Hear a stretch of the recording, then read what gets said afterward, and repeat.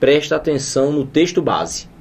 E agora você vai começar a entender por que eu disse que raios, relâmpagos e trovões é uma das minhas apostas para a prova do Enem desse ano. Aliás, vou dizer diferente, que é como eu costumo dizer nas minhas aulas, nas apresentações da Física Marginal e no canal de vídeos também. Você já está acompanhando o canal de vídeo da gente? youtube.com/Física Marginal. Você se inscreve, cada vez que postar um vídeo, dia sim, dia não tem vídeo novo, e aí a gente fala de teoria, resolução de questão, questão original, vestibulares tradicionais, você vai ser avisado no seu e-mail. Você entra lá, youtube.com/Física Marginal. Inscreve e cada vez que tiver um vídeo novo, você vai ser avisado em casa. Então, uma das coisas que eu costumo dizer, se essa prova fosse minha, agora em 2014, ela falava de relâmpagos, raios e trovões. Não custa nada apostar, né? Olho na tela. A cada 50 mortes por raios no mundo, uma é no Brasil. O país campeão mundial em incidência do fenômeno. Já começo a explicar aqui porque que eu aposto no assunto. A cada 50 mortes por raios no mundo, uma é no Brasil, o país campeão mundial em incidência do fenômeno.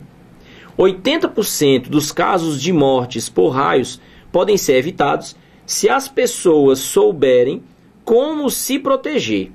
E aí então, vamos fazer uma pausa aqui. Nós temos no Brasil um instituto chamado Instituto Nacional de Pesquisas Espaciais. Dentro do Instituto existe um grupo chamado Grupo de Eletricidade Atmosférica, o ELAT. Nos últimos anos, vem se intensificado muito o trabalho de divulgação, tanto de pesquisa quanto de divulgação científica, principalmente para a população comum, para o pessoal fora da comunidade científica, para mim, para você, enfim, para os seus familiares, através dos recursos de mídia, da internet, publicações de cartilha, em programas comuns de televisão, dos perigos, primeiro da quantidade de raios que cai no Brasil, depois da quantidade de gente que morre por conta disso. E as pesquisas apontam que de 2010 para cá, a gente já teve uma redução no número de mortes. Então vamos pensar, nós temos um país de dimensões continentais. Se nós somos campeão mundial em incidência de raio, então existe a probabilidade de muita gente morrer por conta disso. Bom, pelo que se sabe, quando se fala raios, relâmpagos e trovões, a gente está falando, primeiro, de energia. Energia elétrica, energia térmica, energia luminosa, energia sonora.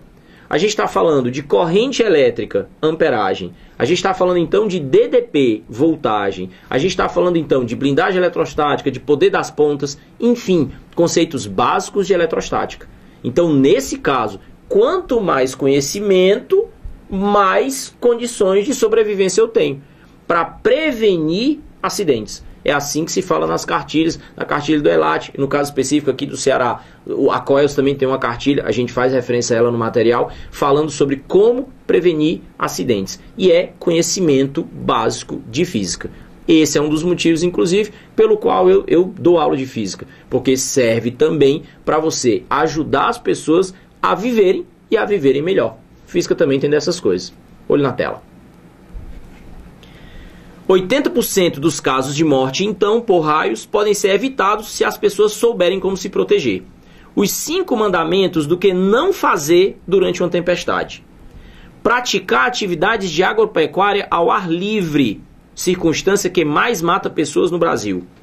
Ficar próximo a carros, tratores, andando em motos, bicicletas e ao lado de transportes em geral. Ficar em campo aberto, como em praias, campos de futebol ou embaixo de árvores e perto de cercas. Ficar perto de objetos que conduzem eletricidade, como telefone sem fio ou celular conectado ao carregador. E objetos metálicos grandes. Aí aqui eu vou fazer uma pausa para mandar um recado para um monte de gente que está assistindo a gente. Já apareceu mais gente aqui. Emanuel Dias está presente, a Raquel C chegou aqui, Marcos Vini eu já tinha falado. Para quem chegou depois aí, um abraço para todo mundo. Que eu sei que tem gente que fica parada em casa e aí o celular está descarregando e bota para carregar e enquanto está carregando aproveita para ficar falando. Em condições de tempestade, isso é um perigo potencialmente ainda maior. Mas de qualquer maneira, não é para você ficar usando o celular enquanto ele está conectado na tomada. Tu tem que lembrar que você está ligando uma coisa a uma tomada de 220 volts. por mais que aquele transformadorzinho, que é o carregador, reduza aquela DDP, mas você está conectado à rede de energia elétrica. Então não é nada seguro você fazer isso aqui. E aí vou falar uma coisa que eu já falei em outras situações aqui na física marginal. Leia os manuais de instrução. É uma das maneiras, inclusive, de aprender física também. Os manuais de instrução dos aparelhos estão cheios de física. Não é à toa que na matriz de referência do Enem, vou sempre estar falando isso aqui, tem uma das habilidades que diz adquirir conhecimentos de física para que o estudante seja capaz de compreender as instruções nos manuais de usuários dos aparelhos eletrodomésticos comuns. Então, a física está dentro de casa.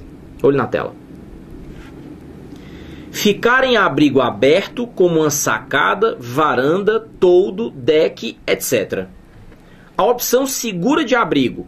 Busque um veículo fechado como abrigo e fique dentro dele, com as portas e janelas fechadas, sem encostar-se à lataria até a tempestade passar. Já tinha falado aqui que o ELAT do INPE tem uma cartilha de proteção contra raios. E no site do ELAT, no site do INPE, você consegue acessar a cartilha completa para baixar em PDF. É importante para todo mundo. Bom, baseado nesse texto, a gente elaborou o seguinte enunciado. As recomendações para evitar ficar em campo aberto e para buscar um veículo fechado como abrigo referem-se respectivamente a que fenômenos? Bom, quando você fica em campo aberto, então imagina hectares de terra e só, sei lá, vegetação baixa, rasteira, campo aberto. E aí você fica em pé naquele local. A coisa mais pontiaguda que vai ter na região para uma nuvem de tempestade é exatamente você. Pontiagudo quer dizer agudo como uma ponta. A ponta de uma agulha significa pequena área.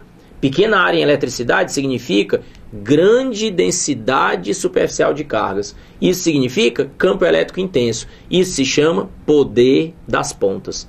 Então, a cartilha do ELAT recomenda evitar ficar em campo aberto, ou seja, faz referência para você evitar o poder das pontas. Aí eu falei, apresentei essa questão numa das apresentações, numa das aulas presenciais da Física Marginal aqui em Fortaleza, e aí teve alguém que levantou o braço e disse, então vale a pena deitar? Vale deitar e esperar a chuva passar? Bom, você vai ficar numa situação tremendamente desconfortável, mas não tenha dúvida que isso reduz o poder das pontas. Para lembrar, inclusive, a história do poder das pontas. A gente está em fevereiro de 2014. Agora, no começo do ano, em janeiro, todo mundo viu, foi notícia, inclusive no banner de divulgação do programa de hoje, vocês viram, eu coloquei lá essa imagenzinha do raio que atingiu a ponta do dedo do Cristo Redentor, no Rio de Janeiro. E destruiu a pontinha do dedo. Então, por conta do poder das pontas. O cidadão está lá, é o ponto mais alto, e além disso em pé e além disso com os braços abertos. Então, poder das pontas é o que reduz a área, aumenta a concentração de carga, ou seja, a densidade superficial de cargas, aumentando o campo elétrico, aumentando o poder das pontas e fazendo com que lá seja o caminho mais provável de uma descarga elétrica, ok? Olho na tela. Depois, buscar um veículo fechado como abrigo. E aí é importante que se diga aqui da blindagem eletrostática. E eu queria que você prestasse muita atenção nisso que eu vou falar. É questão clássica de prova. Questão clássica significa já caiu muitas vezes em várias bancas e vai cair outras tantas. Essa história de você ficar protegido de uma descarga atmosférica dentro do carro. Ainda tem gente que acha que é por conta dos pneus do carro, que são de borracha e por isso são isolantes e isolam você da terra.